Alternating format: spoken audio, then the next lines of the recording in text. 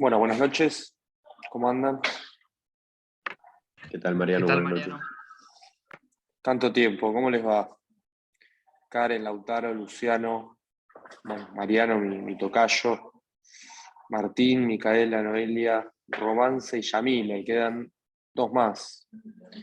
Que bueno, vamos a esperar a que se vayan incorporando. Hace mucho no nos vemos. ¿Cómo fue este tiempo? ¿Cómo anduvieron? Muy tranquilo. ¿Tranquilo? ¿Tranquila? Fueron las sesiones, las Viendo los reuniones. trabajos de la profesora Romina. Yo me acabo de acordar que tengo las notas corregidas de sus exámenes, pero nunca las publiqué. Y las tengo corregidas hace más de un mes. O sea que me olvidé completamente. Yo No les pasa pido nada. perdón. Pero bueno, no. Recuerdo que Mejor si no se lo tengo publica. corregido. No, se van a publicar. Estaban aprobados. Algunas cosas para corregir, pero bueno, las vamos a recordar la clase que viene. El tema es que yo tuve que viajar. De hecho, ahora actualmente estoy en Florencia, en Italia. Acá es la 1:20 de la mañana. Así que les pido por favor que, bueno, se apiaden si es que digo alguna incoherencia más de las que digo usualmente. Bueno, tiene que ver con esto, ¿no? Que tengo 5 horas para acá. Allá son las 8:20, ¿no? 8:20, ¿estoy bien? Sí. Bueno, y acá la 1:20, pero la docencia es así, uno da clase, pagan por esto y no nos pagan por un trabajo. La docencia no es un trabajo, la docencia yo creo que es un servicio, igual que, no sé, ser policía, igual que la función pública, uno no trabaja de juez, uno no trabaja de ministro, uno no trabaja de presidente, uno no trabaja de docente, de bombero, son todos oficios y en este caso servicios, no servicios públicos como lo es el transporte público, pero sí un servicio público a nuestra comunidad académica principalmente y a toda la comunidad, por eso tenemos un área de extensión de la facultad, una unidad de graduados y una unidad de docentes y una unidad de centro de estudiantes. Bueno, dicho esta introducción que se remonta a la... Acá hay gente que está cenando, o sea, yo estoy en un hotel, es más, están comiendo un guiso, no sé, bueno, y tiene un olor a queso que me está abrumando un poco. La verdad que 1:20 de la mañana comer un plato de... No, es impresionante. Les mostraría, pero bueno, esto se está grabando, así que por las dudas vamos a mantener las investiduras. Pero bueno, como que viene todo a este lado de la mesa y yo estoy más para un vaso de vino. Así que bueno,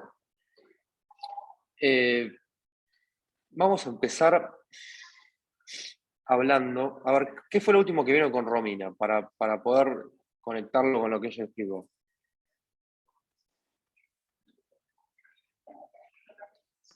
La normativa atinente a refugiados y desplazados. Ok, bien, mañana hay un congreso, tengo entendido.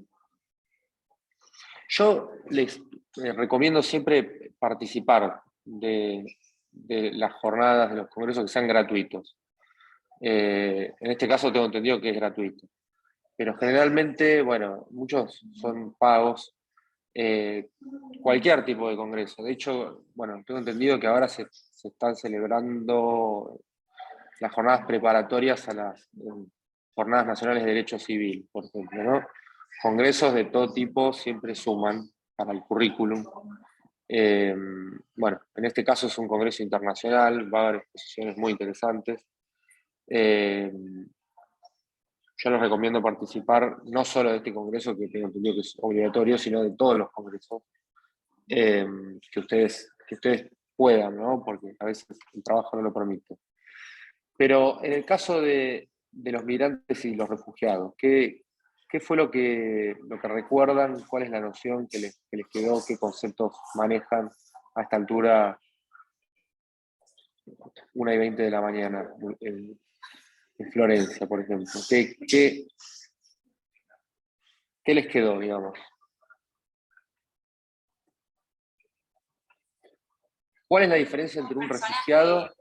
Son personas A que ver, se tuvieron que ir de sus países o de su región por una cuestión forzosa, ya sea por enfrentamientos bélicos o demás, que hacen que se tengan que desplazar forzosamente de su lugar de origen. exactamente. Es un desplazamiento forzoso.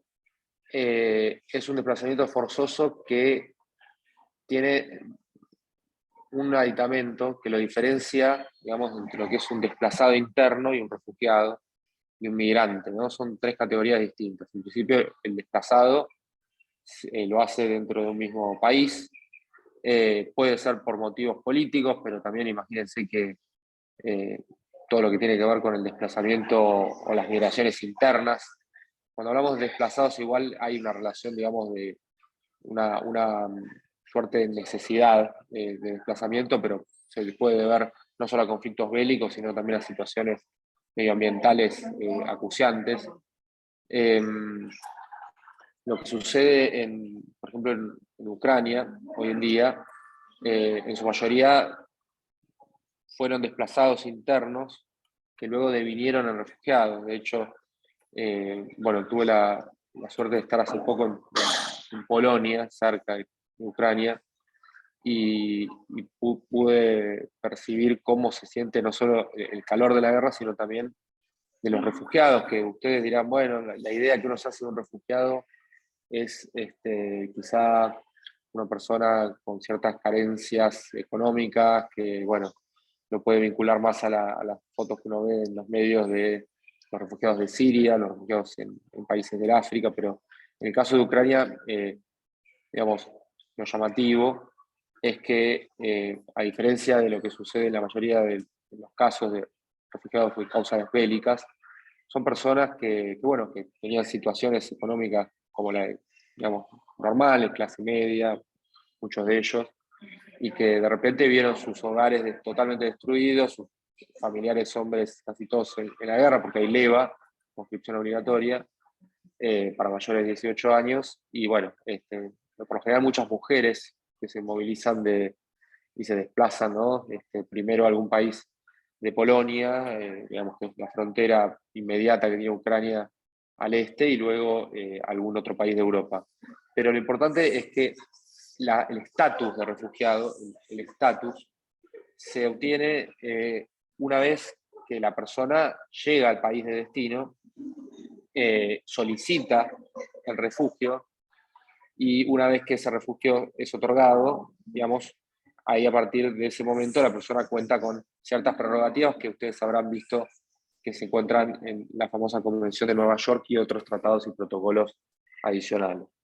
También hay un tratado de refugiados, de asilo y refugio de América Latina, la famosa, luego la famosa Declaración de Cartagena, en fin, todas cuestiones que son importantes. El principio que rige, hay varios, pero el principal, diría yo, es o los dos primordiales, es el de trato no discriminatorio a los refugiados. La idea es que los refugiados puedan tener un trato diferencial similar al que puede tener un nacional en cuanto al acceso a la justicia, básicamente que no se le deniegue el foro. Los procedimientos para obtener el estatus de refugiados varían según los países, a veces son judiciales, otros son administrativos. Las convenciones internacionales siempre llevan a que sean procedimientos judiciales, administrativos, perdón, porque la instancia judicial suele demorar, y además, de alguna manera, lo somete a una suerte de, digamos, investigación judicial, sentencia, y que generalmente hacen que el refugiado sea de alguna manera discriminado, ¿no? Porque la investigación comparte muchos principios del fuero penal. En la mayoría de los casos es un procedimiento administrativo, en la Argentina es así. Eh, Hay una oficina especializada que trabaja junto con la Cancillería, con el Ministerio del Interior. El refugio se solicita en el país de destino, no en las embajadas o consulados o representaciones en el exterior. Por ejemplo, cuando hablamos de una persona que solicita un asilo político, en una embajada en el exterior de un país, eso generalmente, digamos, se le da el estatus de asilo político, que es diferente al de refugiado, que se hace dentro de los límites del país, ¿no? Del país de destino, del país que la persona se moviliza, se desplaza forzosamente, como bien dijo Karen. Y el segundo principio importante, yo diría que es el principio de no devolución.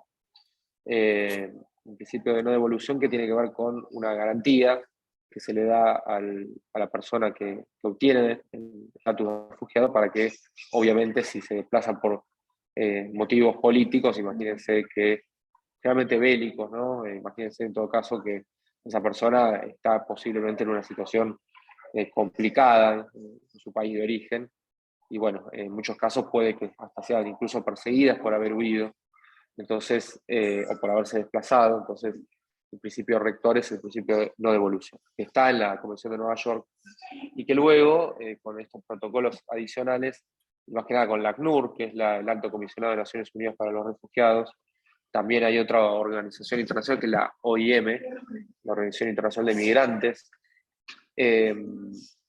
trabajan en función de nuevos paradigmas vinculados más al acceso a derechos económicos y sociales, ¿no? De los refugiados.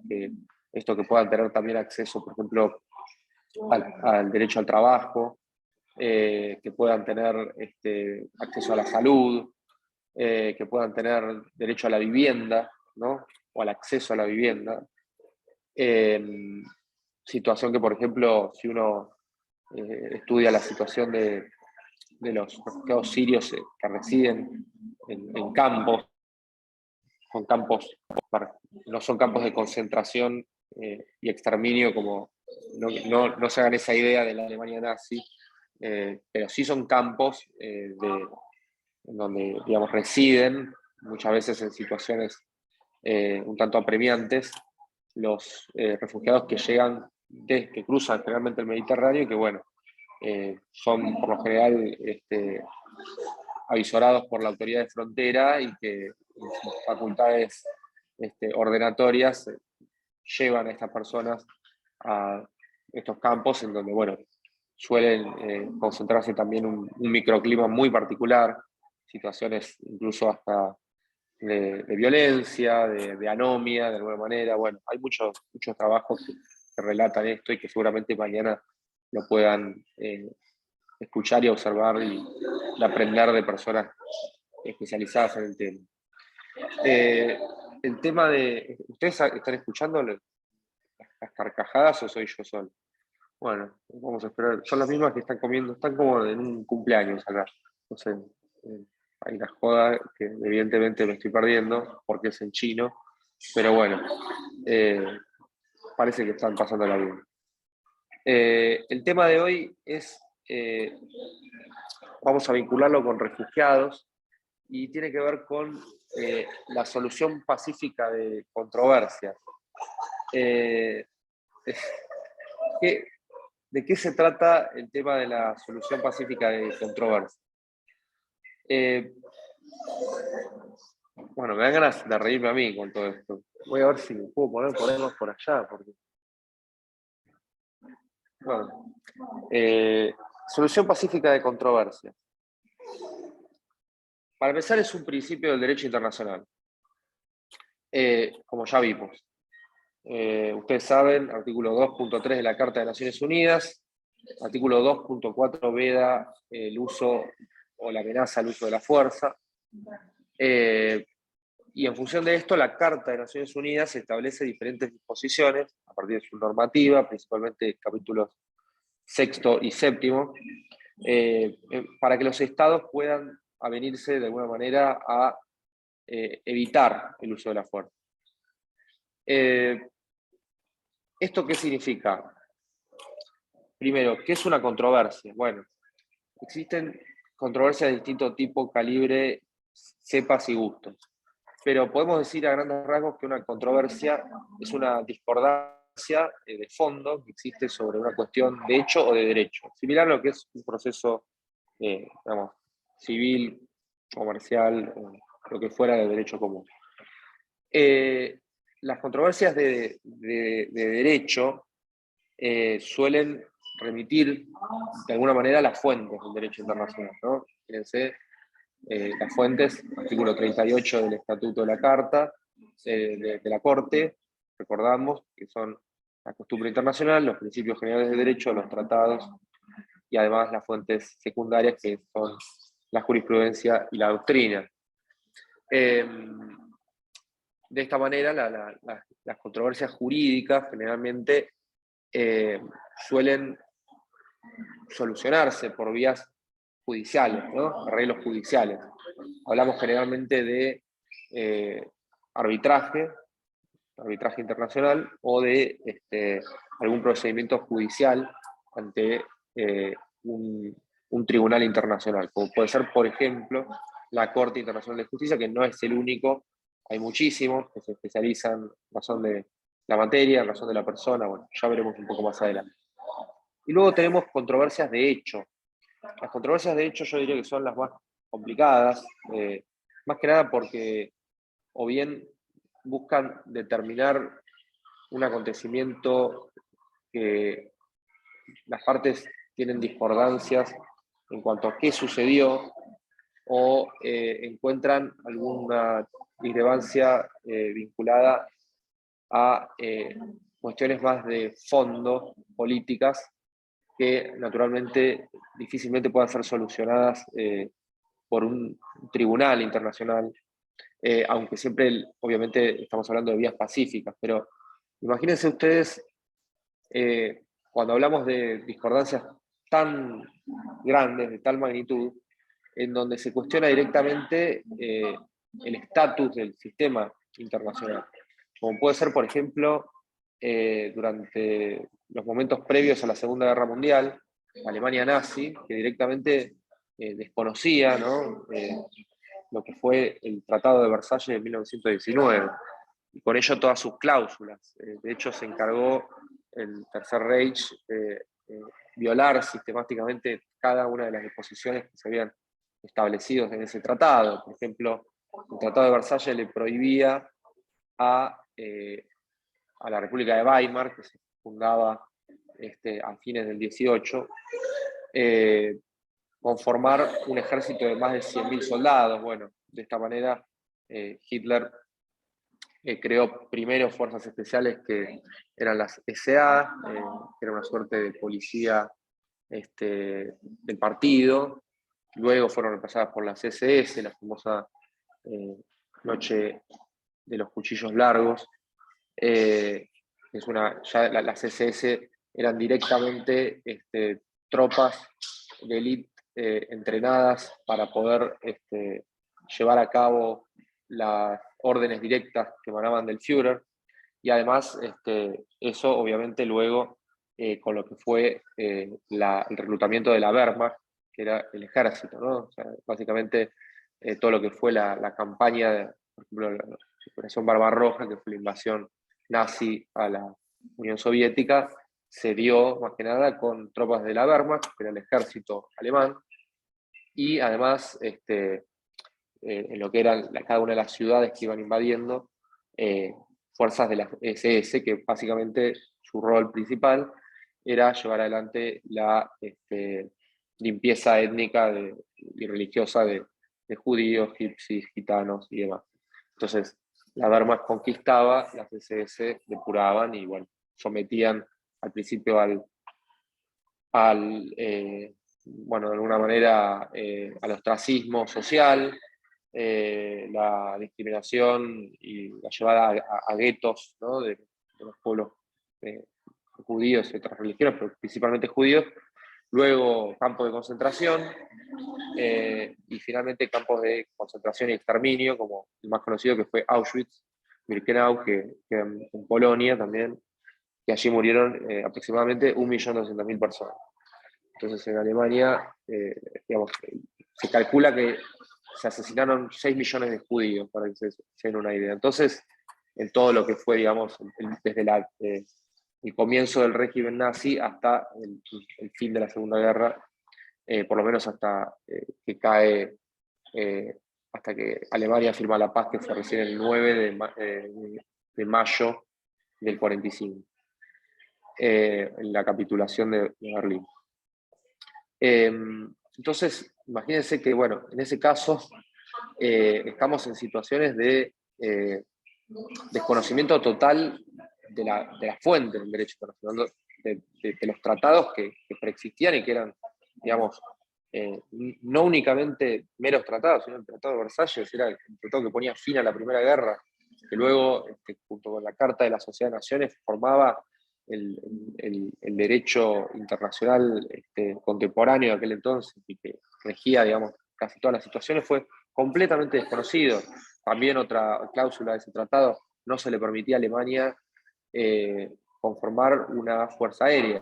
La Luftwaffe, bueno, fue finalmente no solo un instrumento militar importante del Tercer Reich, sino también tuvo un semejante orden institucional, la Luftwaffe, que lideraba Hermann Göring, que estaba literalmente al lado del edificio del Reich en Berlín, de donde estaba Hitler, digamos, con toda su comitiva, y que tenía una importancia vital porque en lo que era la forma de invasión que llevaba adelante Alemania durante la Segunda Guerra Mundial era el método de la Blitzkrieg. Ahora no voy a hablar de lo que era la Blitzkrieg, que significa guerra relámpago. Blitzkrieg, guerra relámpago. Era una forma de guerra, digamos, una forma de conducción de la guerra, una estrategia que consistía básicamente en el bombardeo del dispositivo enemigo, ¿no? Bombardeo total, y luego la invasión, principalmente con unidades de artillería, tanques, y detrás las fuerzas del ejército. Entonces eso generaba primero avances muy rápidos, muchas bajas en el enemigo, mucho daño civil, daños colaterales, bueno, que no eran daños colaterales, sino que directamente eran matanzas, y bueno, finalmente la invasión que generaba a su vez una baja propia muy, muy leve. Y así llegaron tan solo unos meses a París, en el 39, en el 40. Entonces, bueno, este caso también, ¿no? Hay un libro muy bueno de la Guerra Relámpago que se llama Achtung Panzer, que lo escribe el mariscal de campo que crea el concepto de guerra relámpago. Se llamaba Hermann. ¿Cómo era el nombre? Me lo olvidé. Bueno, 1:30 ya. Bueno, ya me va a salir. Cuestión. Tratado de Versalles, totalmente olvidado. Solución pacífica de controversias. Bien, gracias. No hubo solución pacífica de controversias. Entonces, controversias de orden político muchas veces se sortean por otros medios, ¿no? Y acá es importante recordar la famosa frase de un autor, también alemán, pero bueno, de un siglo antes de lo que fue la Primera Guerra Mundial, que era Karl von Clausewitz, que en un libro que se llama De la Guerra, escribe la famosa frase que la guerra es la continuación de la política por otros medios, que básicamente significa que la guerra es un medio de llevar adelante una acción política, tiene un fin, y ese fin es político. Cuando la guerra se transforma en una guerra total, el concepto de guerra total lleva a que se llegue a la destrucción total del enemigo, que es incluso en detrimento propio, porque uno no quiere nunca, digamos, el concepto de guerra y de vencer al enemigo tiene que ver con inmovilizarlo, no con destruirlo, a menos que seas directamente, tu objetivo sea la destrucción total, como era, por ejemplo, en la Alemania nazi, ¿no? En la guerra nuclear también sucede algo similar. En una hipótesis de conflicto nuclear tenemos una posibilidad de guerra total y de Armagedón, en donde morimos toda la población mundial y el mundo directamente podría desaparecer por una guerra nuclear. Imagínense si se activan las alarmas nucleares que a principio de la guerra entre Ucrania o la invasión de Rusia a Ucrania, sucedió un riesgo inminente, según las palabras de muchos medios internacionales y las palabras del propio presidente Putin, sobre una hipotética guerra nuclear, ¿no? La movilización de misiles a Kaliningrado por parte de las tropas rusas, ¿no? Entonces, en esos casos, cuando la guerra se transforma en el medio político de destrucción total del enemigo, deja de ser en verdad político. Ahora, la mayoría de los casos la guerra tiene un objetivo político. ¿Y me escuchan ahí? Tiene un objetivo político. Y el objetivo político suele finalizar, por lo menos en lo que era el derecho internacional moderno, en un armisticio, ¿no? Una paz, que por lo general esa paz tiene un vencedor, un vencido, y que al día de hoy eso se encuentra totalmente prohibido por el derecho internacional, porque recordemos que la única excepción al uso de la fuerza, según la Carta de Naciones Unidas y el derecho internacional actual, es la legítima defensa, que está en el artículo 51 de la Carta. Ahora, en la mayoría de los casos, esa legítima defensa muchas veces es justificada según quien la alegue. Imagínense que en lo que fue la invasión de Rusia a Ucrania, el presidente Putin, en su famoso discurso, vamos a decir ya que es famoso por la magnitud que tuvo luego, del 22 de febrero de este año, ¿alguien recuerda cuáles eran los móviles de la invasión? Las palabras más o menos que se utilizaban, que él no la denominó invasión, la denominó intervención especial en territorio del Donbass. Territorio del Donbass que le da un estatus de autonomía a dos provincias, que son Luhansk y Donetsk, y que básicamente las desconoce como territorios propios de Ucrania. ¿Alguien recuerda cuáles fueron los motivos, los móviles que justificó Putin la invasión? ¿No hizo referencia al nazismo o al genocidio? Claro, bueno, uno de ellos era la desnazificación del Donbass. Entonces, bueno, fíjense, digamos, la paradoja de todo esto, ¿no? La desnazificación.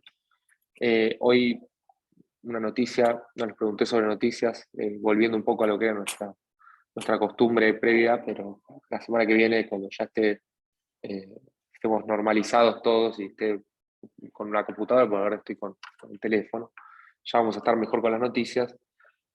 Hoy denuncia Amnistía Internacional crímenes de guerra cometidos por Rusia en las provincias de la ciudad de Kharkiv. Ya sumado a lo que había sucedido en Bucha, y bueno, lo que ya podríamos decir que es una guerra que, si no sucede nada raro, básicamente hoy la guerra de Rusia y Ucrania depende de la asistencia que pueda tener Ucrania en la región del Donbass de medios de artillería, que hoy no cuenta y que tiene un límite. Eso porque la defensa se planifica en función de los dispositivos que uno cuenta, que al día de hoy son muy limitados, y yo creo que en 2 o 3 semanas, si no le pueden abastecer a Ucrania de estos dispositivos, la guerra está complicada. Así que bueno, el motivo de Putin de desnazificar a Ucrania, que de hecho eso luego fue plasmado porque cuando se declaran independientes las dos provincias de Donetsk y Luhansk en sus constituciones, porque de alguna manera declaran su independencia, la declaran libre de nazis, ¿no? Porque la denazificación en realidad es un argumento muy soviético. Cuando termina la Segunda Guerra Mundial, la Unión Soviética, de alguna manera, lo que fue la carrera a Berlín, terminó invadiendo también, o mejor dicho, reconquistando de alguna manera, por lo menos parcialmente, hasta lo que era el territorio de la URSS, y luego yendo más allá en el resto de los estados, que luego fueron satélites, y que formaron parte del Pacto de Varsovia del 55, Hungría, Polonia, Checoslovaquia aquel entonces, bueno, Yugoslavia luego se fue, pero también, esa invasión y la permanencia de las tropas soviéticas arguían la desnazificación. De hecho, hubo juicios espectáculos, bueno, diferentes formas de demostrar, digamos, que lo que era en ese entonces la República Democrática Alemana estaba plagada de líderes nazis que tenían que ser condenados, tenían que ser erradicados, tenían que ser juzgados, condenados y asesinados con un juicio previo, ¿no? Bueno, hoy el argumento es similar. Así que, digamos, no es algo nuevo.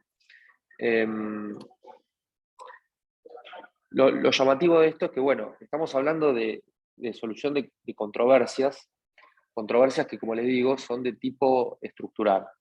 Cuando se desconoce al derecho internacional, cuando se desconoce el estatus de un país, de una nación, cuando se desconoce que, por ejemplo, vamos a llevarlo al extremo, que por ejemplo, mañana Paraguay, bueno, aunque quizá algún revisionista podría plantearlo, ¿no? Digamos, algún sueño de trasnoche, pero que, por ejemplo, Formosa no pertenece a la Argentina y que, bueno, es paraguayo. Bueno, ahí hay un conflicto, digamos, político de fondo que es difícilmente encuentra una solución porque hay posiciones muy extremas, muy encontradas, y las pretensiones de mínimo y de máximo. Uno cuando negocia tiene básicamente un estándar de pretensiones. Cuando son irreconciliables es cuando tu posición de mínimo no está cerca de mi posición de máximo. Entonces ahí es como cuando uno en todos los órdenes de la vida dice, bueno, esto no va para más, cuando quiere cortar con su novio, con su novia.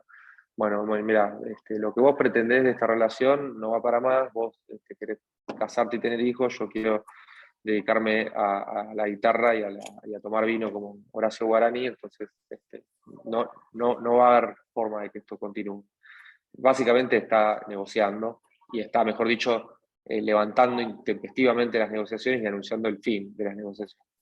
Eso, bueno, se da en la vida, en las relaciones internacionales, en la diplomacia, con otro tenor, pero es parecido, no cambia tanto.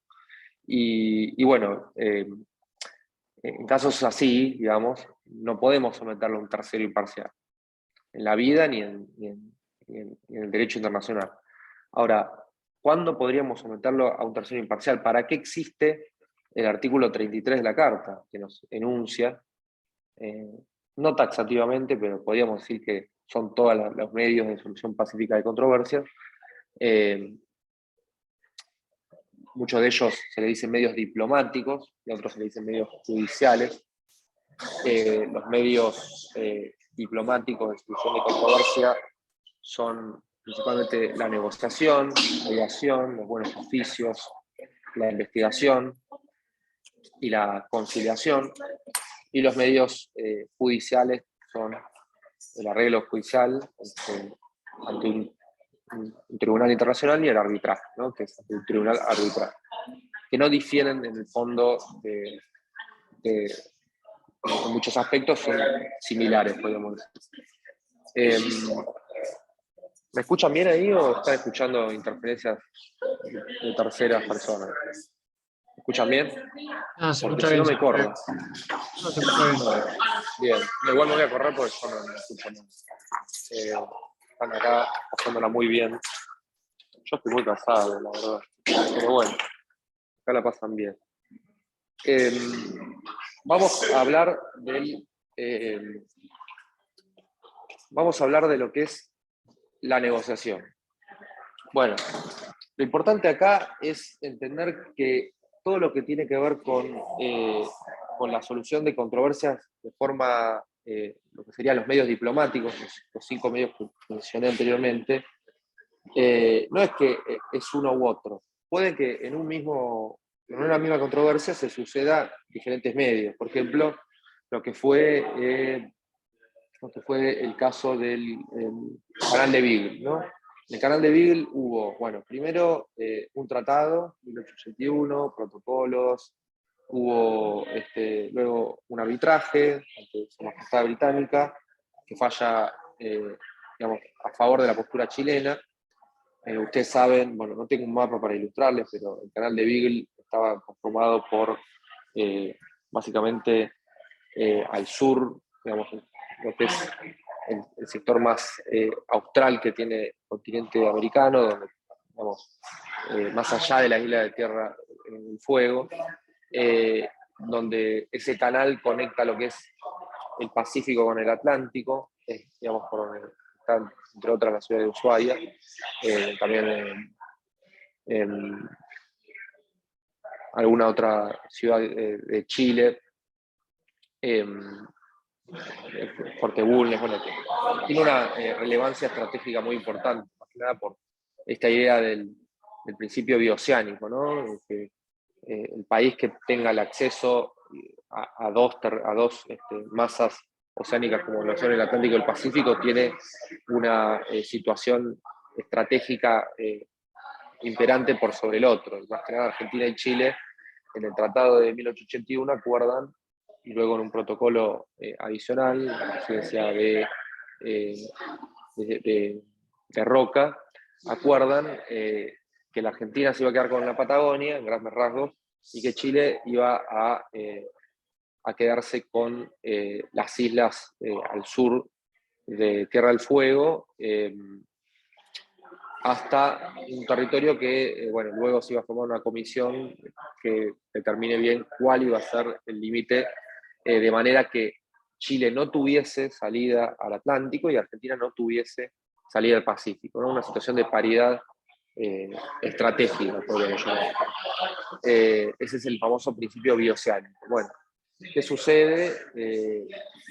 Año 1973, se somete a arbitraje cuál era la controversia rondaba sobre cuál era la boca principal del canal de Beagle. La postura chilena respondía a la idea de que las tres islas que conformaban estaban, digamos, al norte de la boca principal, donde se tenía que demarcar el trazado del límite, correspondían a Chile, ¿no? Las tres famosas islas, Lennox, Picton y Nueva. Y la Argentina decía que el trazado de la boca principal era otro, un poco más al norte, y que por ende esas tres islas correspondían a la Argentina. Yo le mostraría acá en un mapa, pero la verdad es que no tengo. Entonces, finalmente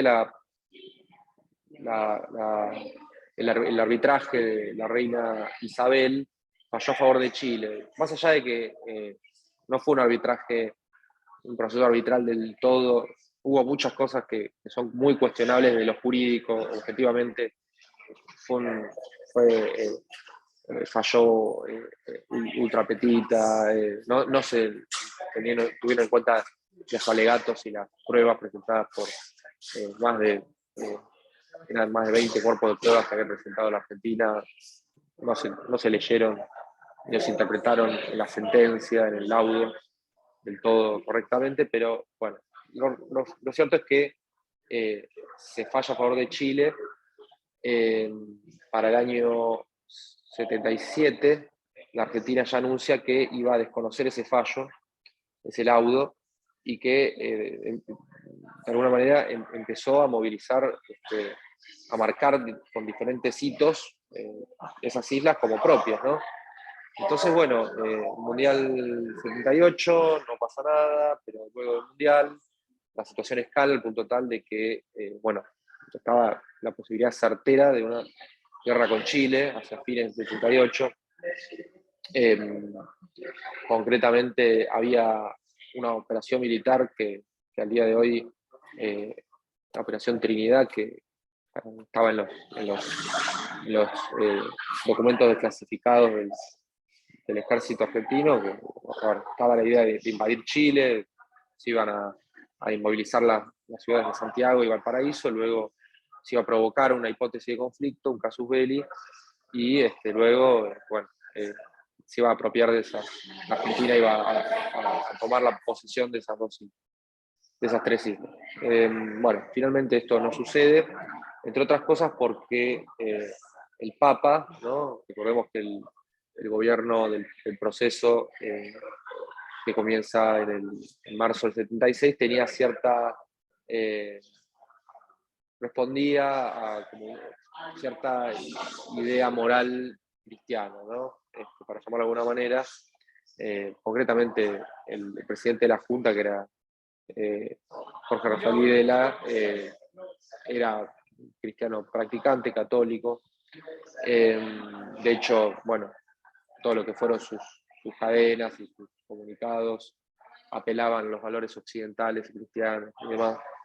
Lo cierto es que el Papa, Juan Pablo II, envía un monseñor, el apellido Casaroli, luego con unas infructuosas, primero en una misión de buenos oficios. ¿Qué son los buenos oficios? Bueno, esto nos da un buen ejemplo, lo que acabo de relatar.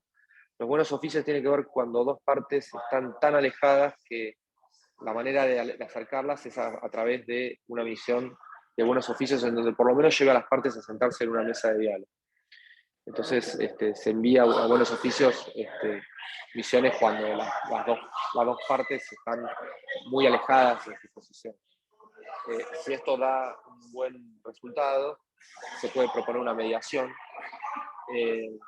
Las mediaciones generalmente se dan ante, como le digo, un tercero imparcial. Hay toda una serie de principios que ustedes ya habrán visto en el procesal civil, son los mismos. El mediador siempre propone una solución. Esa solución, que no se ajusta a derecho necesariamente, sino que responde de alguna manera a algún principio de equidad, salomónico, como sea, pero bueno, esa mediación, en el caso del canal de Beagle, fue llevada adelante por el cardenal Zamoré, un enviado del Papa Juan Pablo II. Esto se da también, bueno, 80, 81, ya ahí yo diría que en 1981 ya la cosa no venía bien desde la interna, o sea, la situación económica era bastante angustiante, inflación muy alta, bueno, tablita, devaluación, dólar caro, ya lo que todos sabemos que puede pasar en la Argentina. El gobierno de Viola finaliza en diciembre del 81, Viola cae enfermo, Viola es el sucesor de Videla, compañero de Videla de promoción en el colegio militar, una persona muy cercana a él, que toma posesión el 24 de marzo del 81. La cosa no venía bien, bueno, finalmente se produce una suerte de golpe palaciego. Los mismos miembros de la Junta le bajan el pulgar al presidente, que era Viola, ¿no? Porque estaba la idea del cuarto hombre, de que el presidente no iba a ser un miembro de la Junta. Esto no fue así durante la presidencia de Videla. Videla era presidente de la Nación y además miembro de la Junta. Bueno, en el caso de Viola, eso no fue así, porque Viola fue presidente de la Nación, pero en la Junta Militar, que lo representaba un integrante de las tres armas. En el caso del Ejército, Viola era del Ejército. En la Junta el representante era Leopoldo Fortunato Galtieri, un Galtieri que en diciembre del 81 se encontraba en una misión diplomática en Washington y que le anuncian que iba a ser presidente, ¿no? Que finalmente Viola estaba muy enfermo, que la cosa venía mal, y se preparan para sucederlo en el año 81, en diciembre. Entonces, en diciembre del 81 ya un almirante muy conocido de la Armada Argentina, de apellido Anaya y de nombre Isaac, le acerca a Galtieri la famosa Operación Rosario, que tenía que ver con lo que era la recuperación por la fuerza de las Islas Malvinas y de las islas del Atlántico Sur, ¿no? Las Georgias y las Sandwich. Operación que se había planeado en un principio para diciembre del año siguiente, o sea, diciembre del 82, verano, mejores condiciones, bueno, en fin. La situación política requería de un golpe de suerte para lo que era un proceso que estaba en decaimiento, y en abril del 82, el 2 de abril del 82 concretamente, 2 días luego de una gran manifestación en la Plaza de Mayo, conducida por la CGT Brasil, se produce en esa misma plaza una movilización popular, podríamos llamarlo, que apoyaba lo que fue la recuperación de la AFI. Entonces, después de lo que fue la Guerra de Malvinas, que dura hasta junio del 82, podríamos decir que una vez que sucede eso, Argentina... ¿Ahí me escuchan? ¿Me escuchan bien o...?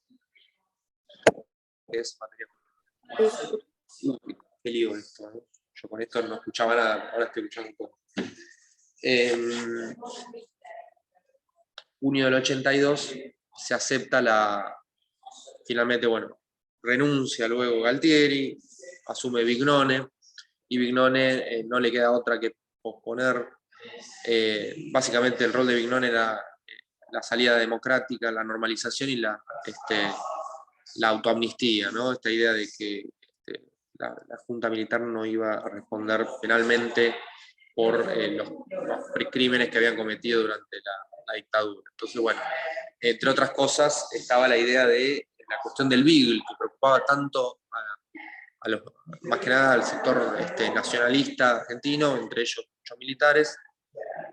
Cuando el presidente Alfonsín asume, de hecho, una de la época de la transición de la dictadura, los famosos 100 días, en donde se ganan las elecciones hasta que asume en diciembre del 83 Alfonsín, qué iba a pasar con el Beagle. Bueno, finalmente con el Beagle lo que sucede fue una aceptación de lo que había sido la mediación papal, y la mediación papal básicamente en el fondo ratificaba la postura chilena, ¿no?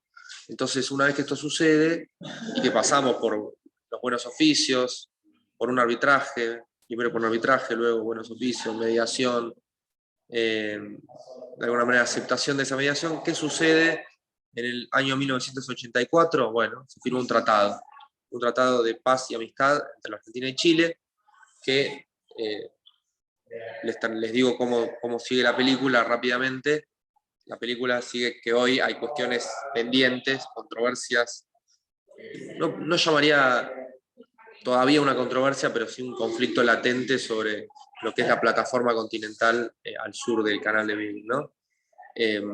Así que bueno, esto es una historia de nunca acabar, ¿no? Las cuestiones, más que nada en este caso sería cuestión de interpretación jurídica sobre el Tratado del 84, es solucionable, no sería una guerra con Chile por eso, nadie iría a una guerra por eso, pero digamos, es una controversia latente que no me sorprendería que se busque negociar. De hecho tengo entendido que se negocia esa cuestión, y eventualmente si no hay un acuerdo en esa negociación, bueno, se irá a un tribunal arbitral, como lo prevé el Tratado del 84. Y ahí es importante hablar de arbitraje, ¿no? Tenemos dos tipos de arbitraje: el arbitraje facultativo y el arbitraje obligatorio. El arbitraje facultativo surge generalmente de acuerdos previos, surge generalmente de la voluntad de las partes cuando surge un conflicto de someterlo a arbitraje. Entonces, si Argentina y Chile tienen un conflicto, bueno, entonces en ese caso deciden acordar ad hoc sobre ese conflicto un compromiso arbitral para llevarlo ante un tribunal arbitral. El arbitraje obligatorio es cuando existe un acuerdo preexistente. En el caso del Tratado del 84 se prevé dentro de ese tratado una cláusula referida a solución pacífica de controversias, en donde, bueno, el medio judicial es el arbitraje, y en caso de que haya alguna controversia sobre algún punto regido por ese tratado, obligatoriamente las partes ya se comprometieron a someterlo a un tribunal arbitral. Y así funciona. Básicamente el arbitraje es un medio... ¿me escuchan bien ustedes? ¿Sí? Bueno, Sí, se escucha bien. el arbitraje es un medio, como les digo, pacífico, consta de, yo diría, 3 etapas. la etapa del compromiso arbitral. Todo esto está muy bien reglado en dos convenciones: la Convención de la Haya de 1899 y la Convención de la Haya de 1907, que crea la Corte Permanente de Arbitraje. Paradójicamente, la Corte Permanente de Arbitraje no es una corte, para empezar, y no es permanente. En realidad, cada país signatario de estos dos tratados presenta una nómina de 5 árbitros todos los años, y de esa nómina de árbitros se hace una lista, y en caso de que haya una controversia, se sortea un tribunal arbitral, pero no es que la CPA es un tribunal arbitral. Así como el CIADI no es un tribunal arbitral. Al CIADI no es un tribunal arbitral. El CIADI es un centro internacional de arreglo de disputas, referidas e inversiones, que ya lo van a ver en derecho internacional privado, seguramente, pero que no es en ciencia de arbitral, sino que es un Mariano, centro creo de que arreglo de conferencias de inversión, y que encuentra dentro de su órbita una nómina de árbitros que actualmente son quienes entienden en los compromisos arbitrales y, bueno, las causas. Mariano, creo que está tapando el micrófono. En un arreglo arbitral, que, bueno, la Argentina se caracteriza por tener un legado muy importante de arreglo arbitral, no solo con, por ejemplo, la Argentina tiene un antecedente de arbitraje con Paraguay. ¿No se escucha bien? Ahora no se escucha bien, ¿no? Ahora estoy tapando el micrófono. No. Capaz que se conectó a los auriculares. ¿Cómo? Ahí. Ahí se le escucha mejor.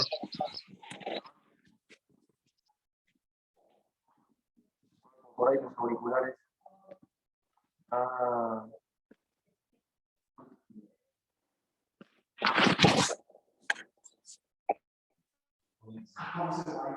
ver. Ahora sí, claro. Se había conectado a los auriculares. ¿Sí?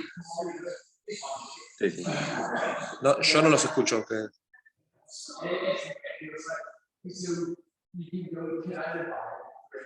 ¿Ahí me escuchan bien? ¿Sí? ¿Dónde me quedé? Porque por ahí hablé 2 horas silenciado. ¿Cómo? Creo que llegamos hasta la parte de las etapas. Perdón, ¿dónde?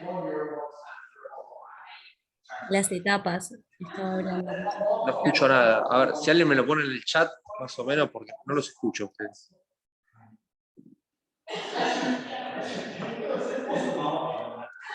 A ver, para que yo tendría que cerrar esto. En las etapas.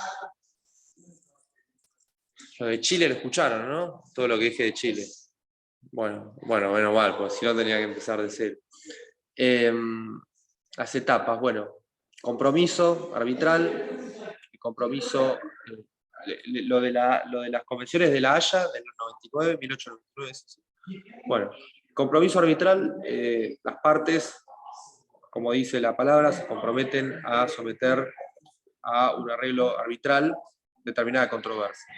Una vez que en ese instrumento generalmente se disponen muchas cosas, pero entre las más importantes podríamos decir 2. Primero, el derecho aplicable, o sea, que va a tomarse como fuente para que los árbitros fallen el laudo. Y allí, generalmente, bueno, en el caso del derecho internacional entran sus fuentes, pero las que las partes hayan suscrito. Supongamos que una controversia entre Argentina y Chile, bueno, el tratado del 84, el tratado de 1881, los protocolos y demás. Y otra cuestión importante es el tema de los recursos, si hay o no posibilidad de remedios al laudo final, ¿no? Generalmente se prevé la posibilidad de un recurso de interpretación y otro recurso que se llama de revisión. El recurso de revisión no revisa la sentencia, como la palabra podría suponer, sino que procede ante hechos nuevos, que las partes desconocían al momento de que sucedió, y dentro del plazo de 12 meses generalmente una vez acaecido el hecho, ¿no? O que tomaron efectivo conocimiento. ¿Qué más? Bueno, el laudo es plenamente ejecutorio y obligatorio.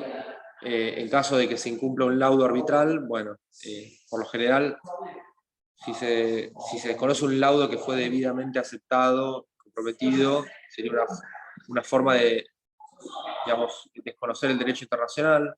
Podría eventualmente someterse el asunto ante el Consejo de Seguridad y que el Consejo de Seguridad actúe en función de sus atribuciones del capítulo 6, apercibiendo las partes, indicándoles el medio de solución pacífica más indicado, o eventualmente haciéndolo a través de sus atribuciones del capítulo 7, que tiene que ver con la que vamos a ver la clase que viene el miércoles, con diferentes medios más coercitivos de entender al derecho internacional.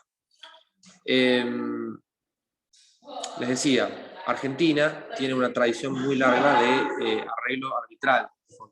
Tenemos arreglos arbitrales con Paraguay, tenemos arreglos arbitrales con Brasil, tenemos, bueno, con Chile varios, con Palena, Río Encuentro, Laguna del Desierto, hielos continentales, Canal de Beagle, con Paraguay, lo que era en su momento la cuestión del Chaco, que lo arreglan, lo someten al presidente de Estados Unidos, Hayes, el arbitraje con Brasil sobre la boca del río Pepiriguazú, se sometió al arbitraje del presidente de Estados Unidos, también de Cleveland. Bueno, hay muchos antecedentes arbitrales. Argentina además formó doctrina internacional sobre temas vinculados a arbitraje. La famosa doctrina Calvo tiene que ver con que Carlos Calvo, jurista argentino del siglo XIX, tiene que ver con que los estados no podían recurrir al arbitraje para representar empresas que fuesen de sus capitales o de capitales radicados de origen de su país. Más que nada le daba la posibilidad de que se haga a través de la protección diplomática. Entonces, de esta manera las empresas tenían que someterse ante los fueros y a los estrados de los juzgados del país en donde se lleva adelante esa inversión, y eventualmente ante los árbitros que arregle con el Estado en donde se lleva adelante la inversión, ¿no? Para eso, luego, este principio de la doctrina Calvo también fue incorporado en diferentes tratados de arbitraje internacional, el Tratado de Nueva York, los acuerdos del CIADI y demás, UNCITRAL, CENUDMI, bueno, y todo eso. La doctrina Drago, ya creo que algo abandonado antes de la doctrina Drago, tiene que ver con que los estados no pueden apelar al uso de la fuerza para el cobro de deudas. Se produce durante lo que fue una suerte de sitio al puerto de Maracaibo, en Venezuela, durante la presidencia de Cipriano Castro, en Venezuela, año 1901. Básicamente, que es de la marina italiana, inglesa y francesa, estaban recurriendo al uso de la fuerza para cobrar deudas públicas del gobierno del Tesoro de Venezuela. El canciller argentino Luis María Drago le redacta una nota al presidente Theodore Roosevelt y a su secretario de Estado, el presidente de Estados Unidos, haciéndole saber que el cobro de deudas no podía hacerse mediante el uso de la fuerza, y de alguna manera muchos lo entienden como una suerte de corolario a la doctrina Monroe. Lo cierto es que luego ese principio fue establecido en diferentes tratados internacionales, en el ámbito latinoamericano e interamericano principalmente, y luego en diferentes tratados universales. Por eso es muy importante saber que Argentina tiene esas dos doctrinas de dos grandes juristas que, bueno, que al día de hoy continúan vigentes, ¿no? Y bueno, muy rápidamente voy a hablar un poco del arreglo judicial ante tribunales internacionales. Rápidamente les digo que el Tribunal Internacional por antonomasia es la Corte Internacional de Justicia. Ahora, la Corte Internacional de Justicia, podríamos decir que tiene una... Vamos a recordar etapas que posiblemente hayan sufrido de procesal civil y elementos de actuación profesional y esa materia. ¿Alguien se acuerda la diferencia entre competencia y jurisdicción? ¿Cuál es la diferencia? Creo que jurisdicción tienen todos los jueces, ¿puede ser? ¿Cómo? Creo que jurisdicción tienen todos los jueces, ¿puede ser? Ahí te escucho bien, perdón. Estoy con la oreja ahí, pero no importa. Creo que jurisdicción tienen todos los jueces y competencia era con relación a una causa, pero no estoy segura. Sí, sí, es más o menos así. Podríamos decir, la jurisdicción es la facultad para administrar justicia. Uy, me trate. Tendría que tomar agua. La jurisdicción es la facultad para administrar justicia que tienen todos los jueces, ¿no? Por eso se dice que todos los jueces tienen jurisdicción. La competencia es la medida en que se aplica la jurisdicción en razón de la persona, monto, grado, materia, etc. Territorio. Entonces, por ejemplo, un juez civil y comercial del Departamento Judicial de Mar del Plata tiene una competencia limitada, es competente en razón de la materia, en asuntos civiles, comerciales, incluso, bueno, en razón del monto, depende de dónde estén localizados, puede que haya, por ejemplo, en Miramar hay un juez de paz, que responde también al monto, más de cierto monto es competente el juez civil, pero a menos es el juez de paz. En razón del territorio, bueno, se circunscribe al departamento judicial. En razón del grado, pues de cámara tiene competencia también limitada porque no entiende digamos, en alzada únicamente.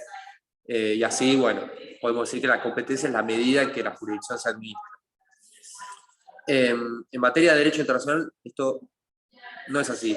O sea, en principio, competencia y jurisdicción son sinónimos más que nada por su traducción al inglés, ¿no? Que en el sistema anglosajón se utilizan casi indistintamente.